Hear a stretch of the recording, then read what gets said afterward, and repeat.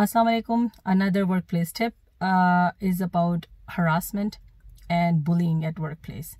It doesn't usually happen for young employees, but it does happen at some places. So you need to understand your rights as an employee. I'm not talking about the legal rights only. I'm talking about the ethical rights.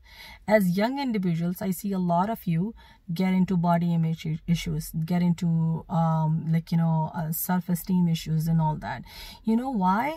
Because as young people, you let people make you feel what they want you to feel. So it's very important, my brothers and sisters, to understand that you cannot give control to anybody over your emotions, over your physical appearance, over your emotional feeling about you. So like, for instance, nobody should be able to tell you, you know what, you look amazing, you look beautiful, and you feel good that day. And then somebody comes and said, oh my God, you're so ugly, your face is full of pimple and all that, and you feel so bad and sad. No.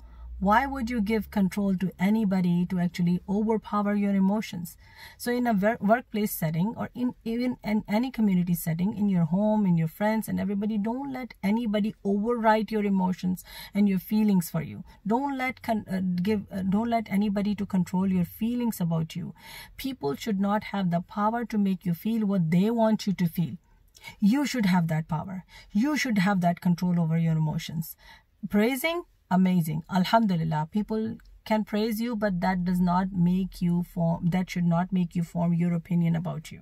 You should know yourself better. You should have that self-pride within you to actually help understand how Allah subhanahu wa ta'ala has created you and how you're happy and content about how you're created. It's a very important thing. And in any workplace setting, people bully you, people try to overpower you, people treat you like a doormat because you give them control. So need to understand this, inshallah. Assalamualaikum warahmatullah.